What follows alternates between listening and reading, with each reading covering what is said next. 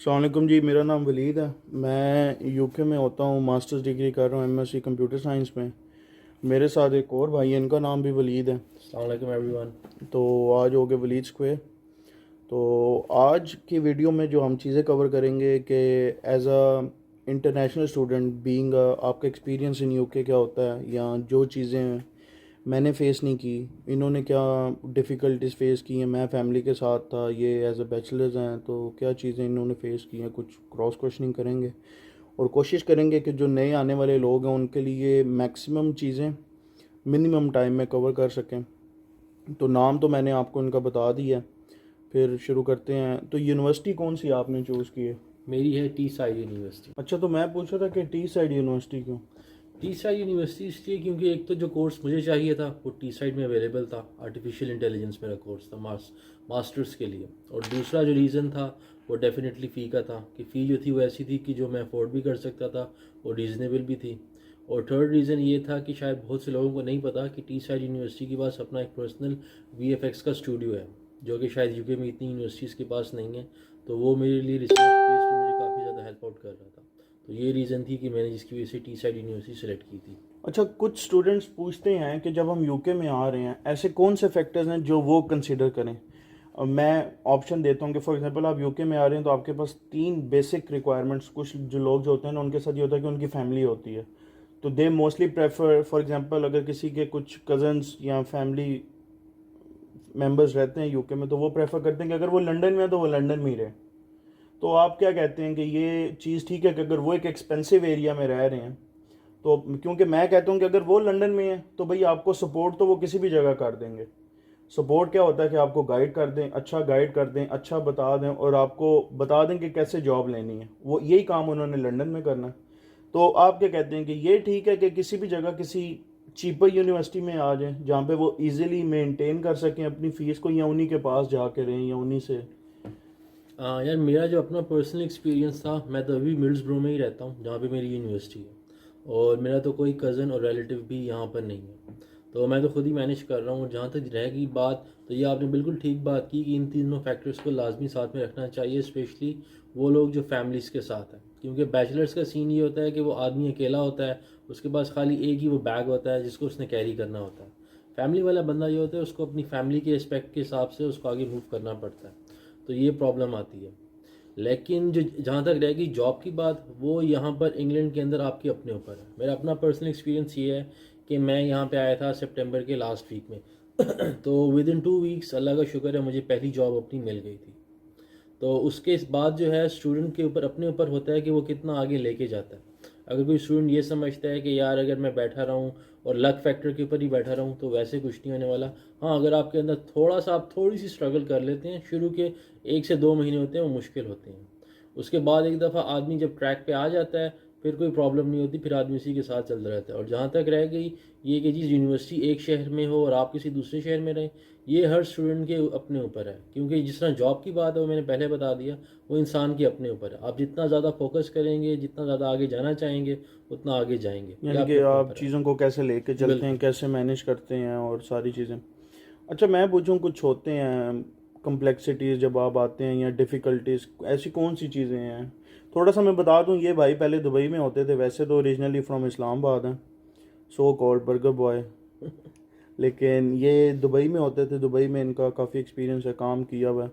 तो लेकिन फिर भी होता है, आप ठीक है, आप मुल्क से बाहर रहते थे, फैमिली से दूर थे, आपको होम सिकनेस नहीं होती, लेकिन एक जब आपका सरकमस्टांसेस, आपकी सराउंडिंग्स चेंज होती हैं, उससे भी काफ़ी फ़र्क पड़ता है। तो उसमें कुछ फील हुआ कि ये कंट्री, या कभी कुछ लोग ऐसे होते हैं कि जैसे मैं आया था, आते साल मुझे पहले 2 हफ्तों में लगा था यार मैंने गलत चॉइस कर ली है, गलती हो गई मुझसे। क्योंकि आप और हमारे होते हुए तो रहता था ना कि आपने क्वारंटीन करना था, तो आपके पास यानी कि 14-15 दिन काम भी नहीं है, फिर थोड़ा सा आपके ऊपर लोड भी होता है कि जो पैसे मैं लेके आया हूँ वो ये भी मैं यूज़ कर रहा हूँ।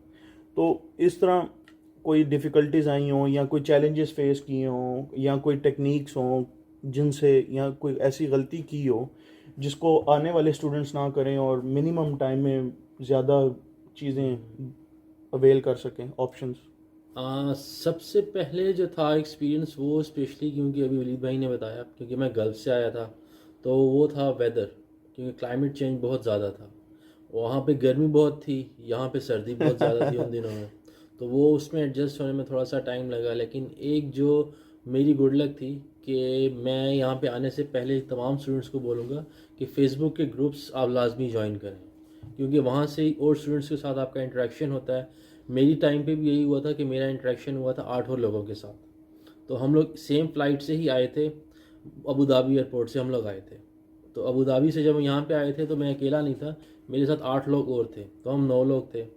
फिर आई विल से कि ये लक फैक्टर था कि जहाँ पे मेरी रेजिडेंस थी, जहाँ पे मैंने रहना था, उससे 2 स्ट्रीट्स छोड़ के बाकी के 8 लोगों ने भी उधर ही रहना था। और हम लोग घर के अंदर भी 4 लोग थे और चारों के चारों का ऑलरेडी आपस में इंटरेक्शन हो चुका था फेसबुक के ऊपर। हाँ, तो बेटर है कि आप ग्रुप्स में कोशिश करें, आपके रीजन में कौन से और स्टूडेंट्स बिल्कुल पाकिस्तान से ट्रैवल कर रहे हैं। ये बड़ी अच्छी बात की है, क्योंकि जब मैं आया था, अब मैं, क्योंकि पाकिस्तान एक ऐसा मुल्क नहीं है जहाँ पे सारे लोग जो हैं फ्रिक्वेंटली एयर ट्रैवल करते हो। मैं फ़र्स्ट टाइम ट्रैवल कर रहा था बाय एयर, और उसके अंदर फिर मेरी थी भी कनेक्टिंग फ़्लाइट लंदन से मैनचेस्टर की। अब मुझे पता ही नहीं चल रहा था कि भाई, क्योंकि पाकिस्तान में तो छोटा सा एयरपोर्ट है, 2-3 टर्मिनल है, यहाँ पे इतने ज़्यादा टर्मिनल थे, समझ ही नहीं ये आ रही हमारे थी। साथ भी हुआ था, फिर क्योंकि हम फ्लाइट इधर मिस से आए होने थे। लगी थी। फिर एक गोरी थी, अब मैं ये तो नहीं कहूँगी अल्लाह की नेक बंदी लेकिन उसने हेल्प आउट किया, फिर हम श्योरली टाइम पे पहुँच गए और फिर आगे से कंटिन्यू किया। अच्छा, जॉब्स के सिलसिले में अभी वैसे मैं बताऊं कि ये भाई भी मेरी तरह सिक्योरिटी कर रहे हैं, तो जैसे इन्होंने कहा है कि आप फेसबुक ग्रुप्स, यूट्यूब पे वीडियोस, या आने से पहले अपनी रिसर्च पूरी करें। जैसे मैं कहता हूं कि जो इम्पोर्टेंट डॉक्यूमेंट्स, आपके ड्राइविंग लाइसेंस आपके पास होना चाहिए इंटरनेशनल, आपके पास आपका इंटरनेशनल जो क्लियरेंस होती है, पुलिस क्लियरेंस सर्टिफिकेट पाकिस्तान से होनी चाहिए। और इस तरह के कुछ डॉक्यूमेंट्स हैं जो आपको हेल्प आउट करते हैं in order to access good jobs in a minimum time, और आपको फिर ज़रा इजीली होता है। अच्छा, ये भी अभी सिक्योरिटी कर रहे हैं मेरे साथ, हम दोनों शिफ्ट पे हैं। इन्होंने 6 बजे शुरू की थी, मैंने 8:30 रात को शुरू की थी जॉब, तो बड़ा अच्छा टाइम गुजरा इनके साथ। तो सिक्योरिटी का किसने मशवरा दिया, या आप कौन सी ऐसी जॉब स्टूडेंट्स को रिकमेंड करेंगे? क्योंकि सिक्योरिटी में अगर कोई आता है, अब तो वैसे सिक्योरिटी में मैं लोगों को यही रेफ़र करता हूँ कि rather than coming in a security, it's better to go for care home. ठीक है, थोड़ी सी जॉब डिफ़िकल्ट है, लेकिन उसके अंदर इनको श्योरिटी मिल जाती है कि अब टायर 2 स्पॉन्सरशिप आपको डिग्री के बाद मिल जाएगी केयर होम में। तो आप क्या रिकमेंड करते हैं कि कौन सी जॉब्स करें जब आप आते हैं, और कोई ऐसे डॉक्यूमेंट्स? जिस तरह वलीद भाई ने बता दिया, आई गेस मेरे पॉइंट ऑफ व्यू से मैं ख़ुद भी अभी होम केयर का ही इसके बाद सर्टिफिकेट की तरफ सोच रहा हूँ कि मूव करूँ खुद को, ताकि वो भी एक, फर्स्टली उसका रीज़न ये है कि आदमी का एक्सपीरियंस हो जाता है और एक्सप्लोर करने के लिए बहुत कुछ मिल जाता है। उसके अलावा जहाँ तक स्टूडेंट जॉब्स की बात है, सबसे पहले आते साथ मैं रिकमेंड करूँगा 3 jobs. Number 1 delivery, number 2 security, and number 3 home care jobs. इन तीनों जॉब्स के अलावा विद ड्यू रिस्पेक्ट, जो स्टूडेंट्स या जो बच्चे इस पे काम करते हैं टेक अवे पे, ये नहीं कि वो मेहनत नहीं करते, लेकिन वो जॉब जो ऐसी है वो बहुत टफ़ है, उसकी मेंटली और फिज़िकल टफनेस बहुत ज़्यादा है। तो कई स्टूडेंट्स उसकी वजह से एग्जॉस्ट भी हो जाते हैं, अपसेट भी हो जाते हैं, तो वो I will definitely not recommend. मैं आपको एक बात बताऊं कि जैसे आपने कहा कि टेक अवे में या स्टोर असिस्टेंट जो बच्चे काम करते हैं, बिल्कुल। टू बी वेरी ऑनेस्ट, मेरी वीडियो भी है फेसबुक पे, मैं 80 आवर्स या लाइक 2 डेज 40 आवर्स की मैंने शिफ्टें लगाई, सॉरी 4 डेज मैंने काम किया एक टेक अवे पे, और उसके बाद उसने मुझे कहा कि अभी आपकी ट्रेनिंग हो रही है। तो लोग आपको एक्सप्लॉइट बहुत करते ये हैं। बिल्कुल और मैं एक चीज़ कहूँगा कि जब आप नए आएँ तो कोशिश करें कि किसी ब्रिटिश के साथ काम करें। एक तो आपका लैंग्वेज बैरियर बहुत होता है, जैसे हम पानी की बोतल कहते हैं तो वो बोतल ऑफ वो आपको समझ ही नहीं आती भाई ये क्या मांग रहा होल्ड है। योर हॉर्सेस टाइप का सीन होता है। आपको कुछ समझ ही नहीं आ रहा कि भाई वो मांग क्या रहा है। मेरे साथ ये होता था, मैं स्टोर पे होता था, तो कोई अगर कोई ऐसी चीज़ मांगे ना कि जो मुझे समझ नहीं आई, मैं कहता था we don't sell it anymore, तो उसे मैं बाहर निकाल देता था। एक दिन वो मेरे साथ खड़ा था एशियन, वो कहता अगर तू ऐसे ही करता रहा तो बस फिर मैं दुकान बंद करके कहीं और जाऊंगा। तो ये है कि मैं कहूँगा कि कोशिश करें। अब देखें, डिलीवरी जॉब्स अच्छी है अगर आप आते हैं, बाकी सिक्योरिटी में थोड़ा टाइम लगता है, केयर होम में आपको सीवी बनानी पड़ती है, जो रिक्रूटमेंट कंपनीज होती हैं उनके पास जाना पड़ता है, या ऑनलाइन इंडीड से। तो अब जो डिलीवरी की जॉब है वो अच्छी है, आप एक किस्म एज आ सेल्फ एम्प्लॉयड काम कर रहे हैं, जब आपका दिन आप उसे बता दें मैं फ्री हूँ, मैं डिलीवरी कर लूँगा। तो उसके लिए भी ये है कि आपको ड्राइविंग लाइसेंस चाहिए और आपको गाड़ी चलानी आनी चाहिए, अदरवाइज़ आप ये काम नहीं कर सकते। बिल्कुल। अच्छा, मैंने देखा आपको माशाल्लाह से आपके पास अपनी गाड़ी में आते जाते हैं, तो थोड़ा सा बताएं कि अभी तक इंटरनेशनल लाइसेंस पे है, गाड़ी बाय करना कितना आसान है, या गाड़ी फॉर एग्जांपल ऐसा होता है ना कि आप यूज़ गाड़ी ले रहे हो तो कोई मसला हो जाए, या गाड़ी की मेंटेनेंस, रोड टैक्स, इंश्योरेंस, कोई ऐसी टेक्निक्स जो ये चीज़ें कवर कर सकें। अब जैसे मैं कहता हूँ कि अगर आपने इंश्योरेंस करवानी है तो आप पाकिस्तान से किसी भी कंपनी से, या इंडिया से, नेपाल से, बांग्लादेश से, श्रीलंका से, अफ्रीका से आप आ रहे हैं, तो उधर की इंश्योरेंस कंपनी से अपना नो क्लेम बोनस बनवा लें। जब आप नो क्लेम बोनस लेके आते हैं तो उससे ये होता है कि आपकी इंश्योरेंस कम हो जाती है।